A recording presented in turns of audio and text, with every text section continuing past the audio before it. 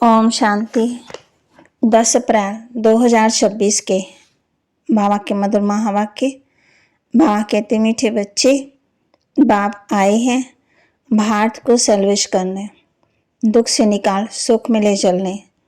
तुम बच्चे इस समय बाप के मददगार बनते हो। भारत ही प्राचीन खंड है। बाप आए हैं भारत को सलवेश करने, दुख से निकाल सुख में ले चलने। तुम बच्चे इस समय बाप के मददगार बनते हो। भारत ही प्राचीन खंड है। प्रश्न, ऊंची मंजिल में रुकावट डालने वाली छोटी छोटी बातें कौन सी हैं? ऊंची मंजिल में रुकावट डालने वाली छोटी छोटी बातें कौन सी हैं? बाबा कहते, अगर जरा भी कोई शौक है, अनासक्त वृत्ति नहीं है, अच्छा पहनने खाने में बुद्धि भटकती रहती है, तो ये बातें ऊंची मंजिल पर पहुंचने में रुकावट डालती हैं। इसलिए बाबा कहते हैं, बच्चे वर्णमा में रहो, ना बहुत साधारण ना बहुत ऊंच। तुम्हें तो सब कुछ बोलना है, ये शरीर भी याद ना रहे। ओम शांति। बच्चों को ये समझाया है कि ये भारत ही अविनाशी खंड है और इसका असल नाम है भारत खंड। हिंदुस्तान नाम तो बाद में पड़ा। भारत को कहा ही जाता है स्पिरिचुअल खंड। ये प्राचीन खंड है। नई दुनिया में जब भारत खंड था तो और कोई खंड नहीं थे, और कोई धर्म नहीं थे, और कोई राज्य नहीं थे। मुख्य है ही इस्लाम में बौद्ध और क्रिश्चियन। अभी तो बहुत हो गए। भारत अविनाशी खंड है, उसको ही स्वर्ग हेवन कहते हैं। नई दुनिया में नया खंड भारत ही है। नई दुनिया रचने वाला परमपिता परमात्मा, स्वर्ग का रचयिता हेमली गॉड फादर। भारतवासी जानते हैं कि ये भारत अविनाशी खंड है। भारत स्वर्ग था। जब कोई मरता है तो कहते हैं स्वर्ग पधारा। समझते हैं स्वर्ग कहाँ ऊपर में है। दिलवाड़ा मंदिर में भी वैकुंठ के चित्र छत में दिखाए हैं।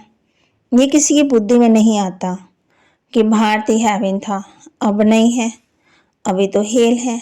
तो ये भी अज्ञान ठहरा। ज्ञान और अज्ञान दो चीजें होती हैं। ज्ञान को कहा जाता है दिन, अज्ञान को कहा जाता है रात। घोर सोजरा और घोर अंधियारा कहा जाता है। सोजरा माना दिन, अंधियारा माना रात, डाउन और फॉल। मनुष्य सूर्य का फाल देखने के लिए नीचे जब गिरता है, सनसेट पर जाते हैं, और वह तो है हद की बात है। इसके लिए कहा जाता है ब्रह्मा का दिन, ब्रह्मा की रात। अब ब्रह्मा तो है प्रजापिता, तजुर्ब प्रजा का पिता हुआ। ज्ञान अंजन सतगुरु दिया, अज्ञान अंधेर विनाश। ज्ञान दिया, रोशनी दी, अज्ञान को दूर किया, अंधेरे से निकाला। ये बातें दुनिया में कोई नहीं जानते, न समझते। ये है नई दुनिया के लिए नई नॉलेज। हेवन के लिए हेमली गॉड फादर की नॉलेज चाहिए। गाते भी हैं फादर इज नॉलेजफुल, तो टीचर हो गया। फादर को कहा ही जाता है पतित पावन, और कोई को पतित पावन कह नहीं सकते हैं। श्री कृष्ण को भी नहीं कह सकते। फादर तो सबका एक ही है। श्री कृष्ण तो सबका फादर है ही नहीं। वह तो जब बड़ा हो, शादी करे, तब ही एक दो बच्चे का बाप बनेगा। राधे कृष्ण को प्रिंस प्रिंसेस कहा जाता है। कभी स्वयंवर हुआ होगा, शादी के बाद ही माँ बाप बन सकते हैं। उनको कभी कोई वर्ल्ड गॉड फादर नहीं कह सकते। सभी आत्मा का पिता नहीं कह सकते। वर्ल्ड गॉड फादर सिर्फ एक निराकार बाप को ही कहा जाता है। Great great grand father Shiv Baba को नहीं कह सकते। ग्रेट ग्रेट ग्रैंड फादर है प्रजापिता ब्रह्मा, उनसे बरादरी निकलती है। वह इनकॉर्पोरियल गॉड फादर निराकार आत्मा का बाप, निराकारी दुनिया में रहते। निराकारी आत्मा जब यहाँ शरीर में है तब भक्ति मार्ग में पुकारती हैं। ये सब तुम नई बातें सुनते हो। यह अर्थात रीति कोई भी शास्त्र में नहीं है। बाप कहते, मैं सम्मुख बैठ तुम बच्चों को समझाता हूँ, फिर ये ज्ञान सारा गुम हो जाता है। फिर जब बाप आए तब आकर के यथार्थ ज्ञान सुनाए, बच्चों की समझा करके, बच्चों को सम्मुख समझा करके वर्षा देते हैं। फिर बाद में शास्त्र बनते। यथार्थ तो बन ना सके, क्योंकि सच की दुनिया ही खत्म है। झूठ खंड हो जाता तो झूठी चीज ही होगी, क्योंकि उतरती कला होती है, सच से तो चढ़ती कला होती। भक्ति है रात, अंधियारे में ठोकरें खानी पड़ती, माथा टेकते रहते हैं। ऐसा घोर अंधियारा, मनुष्यों को तो कुछ भी पता नहीं रहता, दर दर धक्के खाते रहते हैं। इस सूर्य को भी चढ़ती कला उतरती कला होती, दिन और रात होता गिरती कला। जो बच्चे जाकर देखते हैं सनसेट, अब तो तुम बच्चों को ज्ञान सूर्य का उदय होना देखना है। बाप कहते हैं भारत की चढ़ती कला उतरती कला कैसे हुई, ये बाप ही बताते हैं। भारत ऐसे डूबता है जैसे सूर्य डूबता है।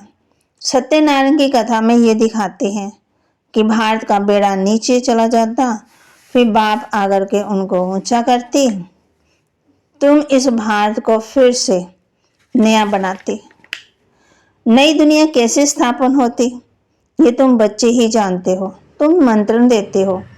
नवनिर्माण प्रदर्शनी भी नाम ठीक है, चित्रों पर समझाने दी जाती है, तो वही नाम चला आए तो अच्छा है। नई दुनिया कैसे स्थापन होती है, कैसे डाउनफॉल होता है, कैसे चढ़ती कला होती है, ये तुम दिखाते हो। जरूर पुरानी दुनिया नीचे आई, फिर नई दुनिया चढ़ती कला, ये भी एक स्टोरी है, उतरती कला और चढ़ती कला। राज्य लेना और गंवाना। 5000 वर्ष पहले क्या था, कहेंगे सूर्यवंशियों का राज्य था, फिर चंद्रवंशियों का राज्य स्थापन हुआ।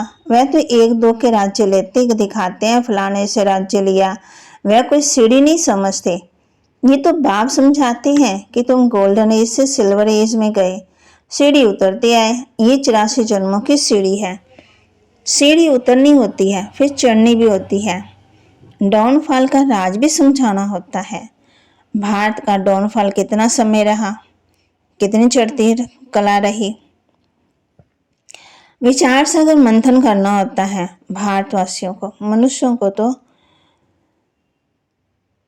निमंत्रण देकर समझाना होता है। भाई और बहनों आकर समझो, बाप की महिमा तो पहले बतानी है। शिव बाबा की महिमा का एक बोर्ड होना चाहिए।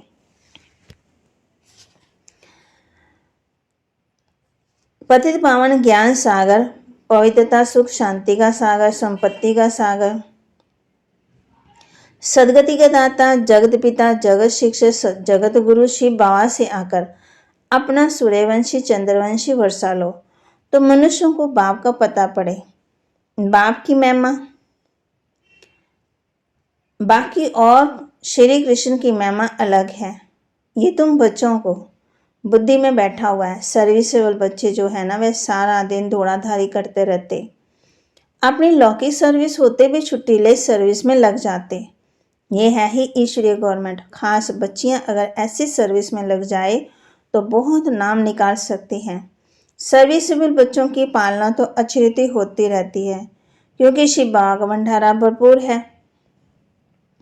जिस भंडारे से खाया वह भंडारा भरपूर का कलकट दूर। धारणा के लिए मुख्य सार, बुद्धि से बेहद का संन्यास करना है, वापस घर जाने का समय है। इसलिए पुरानी दुनिया पुराने शरीर से अनासक्त रहना है। बुद्धि से बेहद का संन्यास करना है, वापस घर जाने का समय है। इसलिए पुरानी दुनिया और पुराने शरीर से अनासक्त रहना है।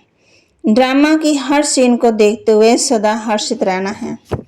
ड्रामा की हर सीन को देखते हुए सदा हर्षित रहना है। वरदान, बाप दादा को अपना साथी समझकर डबल फोर्स से कार्य करने वाले सहज योगी भव।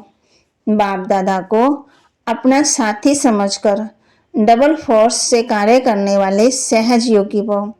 कोई भी कार्य करते बाप दादा को अपना साथी बना लो तो डबल फोर्स के कार्य होगा और स्मृति भी बहुत सहज रहेगी, क्योंकि जो सदा साथ रहता है उसकी याद स्वतः बनी रहती है।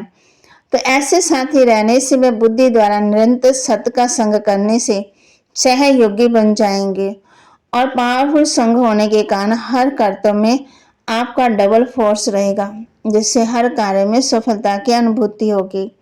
स्लोगन: महारथी वह है जो कभी माया के प्रभाव में परवश ना हो। महारथी वह है जो कभी माया के प्रभाव में परवश ना हो। अव्यक्त इशारे: महान बनने के लिए मधुरता और नम्रता का गुण धारण करो। मधुरता ही ब्राह्मण जीवन की महानता है। जहाँ मधुरता है वहाँ पवित्रता है। बिना पवित्रता के मधुरता आ नहीं सकती। जितना बुद्धि में नशा हो उतना ही कर्म में नम्रता और बोल में मधुरता हो। ऐसे नशे में रहने से कभी नुकसान नहीं होगा। सिद्धि को पाने वाले स्वयं को नम्रचित्त निर्माण हर बात में अपने आप को गुण ग्राहक और मधुरता संपन्न बनाएंगे। तो बाबा के महावाक्य को लाइक करें, शेयर करें और सब्सक्राइब करें और अपने जीवन में जरूर धारण करें।